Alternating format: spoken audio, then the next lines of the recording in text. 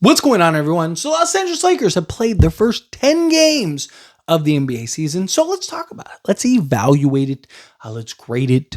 All of those things. And of course, I want to hear your guys' thoughts and opinions. So let me know down in the comments below. What do you think? What do you assess the first 10 games? Now, obviously, it's the first 10 games. So you can't really get too big, too low either way, right? Still a lot of basketball left to be played. A lot of circumstance and context involved in these first 10 games.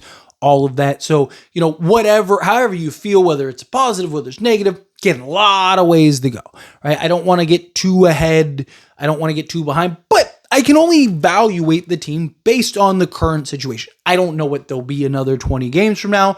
They could be, they could go 18-2 during that stretch, or they go 2-18. I don't know, right? I can only assess the team based on these first 10 games because that's where we're at in the season. So wanted to do first 10 games just because that's kind of, a nice milestone for the season. I'm not going to do every 10, but, you kind of do the first 10 and the first, 25, then 50, so on and so forth. But first 10, I think they deserve an A, right? Like if I'm to put it to a grading scale, I don't know how you don't give them an A, right? And the reason an A is because of the context, right? I wouldn't give them necessarily an A+, especially if they didn't have if they lost to Atlanta, but they didn't just get blitzed and ran through by Atlanta, I have to take the entire package together, then it'd probably be an A++. That, I'm not going to lie, even though I don't think you can take too much away from that, you kind of just take the L. Bad games like that happen,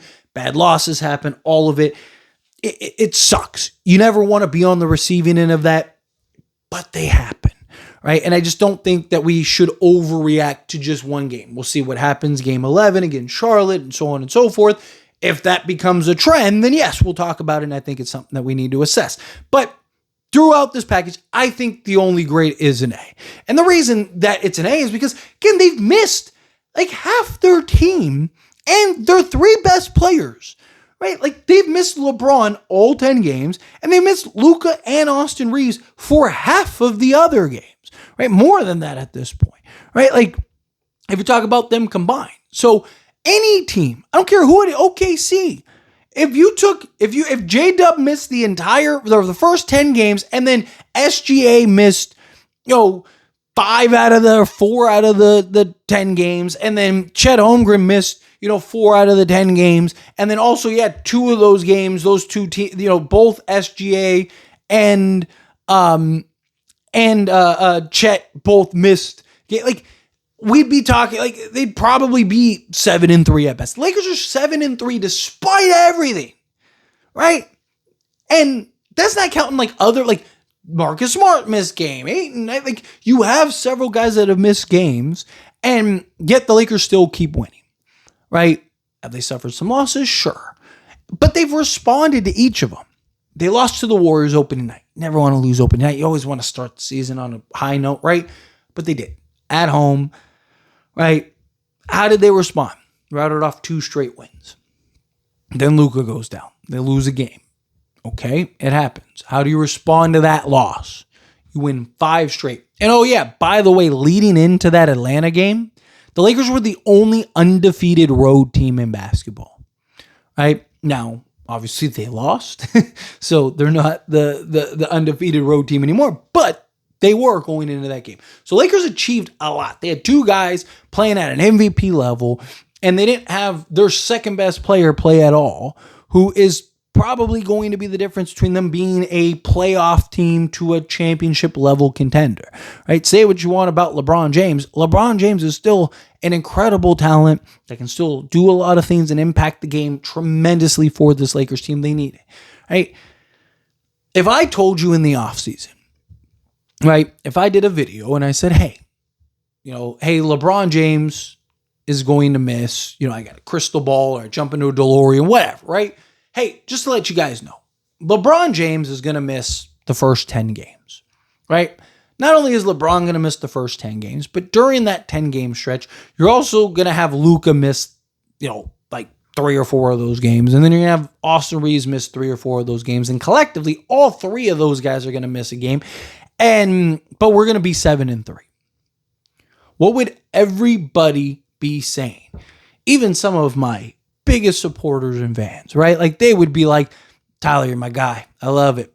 But we got to be realistic, right? Like you're known as the guy that, is honest and tries to be unbiased. Like, and then the people that just love to get out, like, oh, this is why Laker fans are delusional. Tyler, you're delusional. Wow, can't take this guy serious. This guy has no credibility, blah, blah, blah, blah.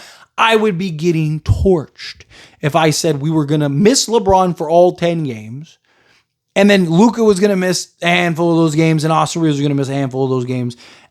Everyone would be saying, like, we'd be lucky to be 3-7. And you're talking about being 7-3, Tyler? You're crazy.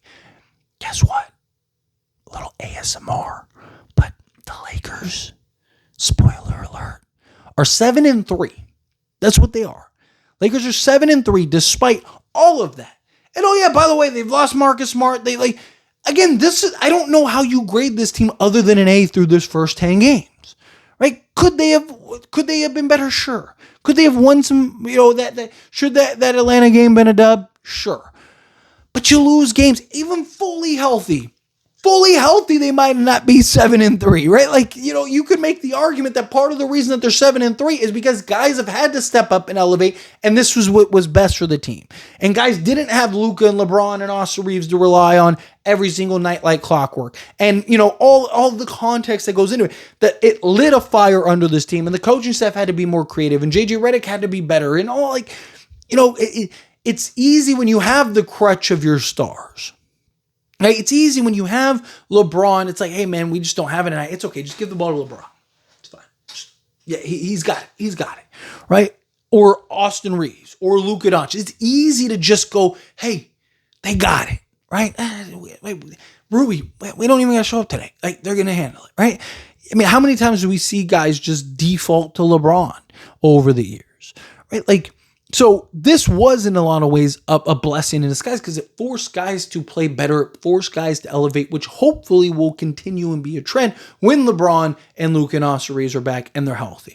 And you start building the chemistry with those three guys without, kind of hindering what you got. And that's why I've talked about. I think LeBron needs to come in and kind of be the third option. He's never really going to be the third option, but he needs to operate as such. Kind of let other guys run the show. Let other guys do their thing, handle the business the way they want to handle it. Right? Like, this Lakers team is good.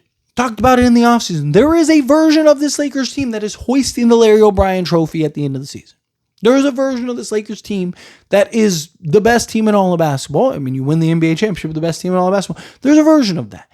We have seen Luka carry worse teams. This might be Luka's best, front-end talent team. This team still has flaws. This team still has issues. There's still things that the Lakers still need to trade for. All of that. Right? Like, this isn't a perfect team, but there isn't a perfect. There is no KD on the Warriors where it's just like, why are we even playing this year? Even OKC is very beatable. Right? Like, Lakers have a very good chance of doing something great this season. And look, winning a championship, there's so many components that go into it, regardless, from just health and, matchups and all kinds of stuff, right? Like, you need kind of the luck of the dice a couple times throughout your finals run. And, but the Lakers have the talent. We're watching them, and we've seen them have the talent. We've watched this team, when they put things together, can be a very good basketball team. Do they still need some stuff? Sure. Right? But they are very talented. And you have a guy in Luka Doncic who is playing insane at an MVP level. And, oh yeah, by the way, you still have LeBron James, who last season was 6th in MVP voting. Obviously, we don't know what he'll be this season, especially after the sciatica injury and all that stuff. But if he's even half of LeBron James, that we've seen the last few years, that is huge for this team. And then, oh yeah, by the way, Austin Reeves is playing at an MVP level. And if those three can figure it out, I mean, look, regardless, we go as far as those three take us. We do. It's usually how it works. You go as far as your stars take you. That's OKC. That's everybody. Right? Like, your stars are the best versions of themselves. You're probably winning a lot of games. If they're not, then you're probably not. Like, SGA had to be the best player on the court every night. When he wasn't, they usually lost. I mean, Denver probably should have beaten them. If they had more than 4 healthy guys, they probably do beat them. Right? If Tyrese Halliburton doesn't get hurt, we might be talking about another NBA, a different NBA champion. We might be talking about Indiana and how they won and pulled that off. And oh my gosh, right? Like, again, a lot goes into it. A lot goes into it. But so far through 10 games, the Lakers are 7-3. And they are winning. They're winning at a high level. And they've done it without their main stars. Their second best player they haven't had all season. Right? And then their first and third best player they've missed for half of these games and half of these stretches. This is huge. I don't know how you don't just... I mean, if you wanted to give them an A+, I wouldn't push back. I wouldn't judge you. Be like, all right, if you want to give them an A- because of that game, the Atlanta game, sure. But like anything less than, somewhere in the A range, I can't get behind. Because again, the context is very important. But anyway, as always, this is a discussion. I pass a question to you. Let me know your thoughts and opinions down in the comments. That being said, if you haven't liked this video, hit that like button. Helps me out. So we enjoy these types of videos, and I truly appreciate it. Not subscribe channel, hit that subscribe button. Turn on the bell notifications. Appreciate y'all. See you in the next one. Thank you.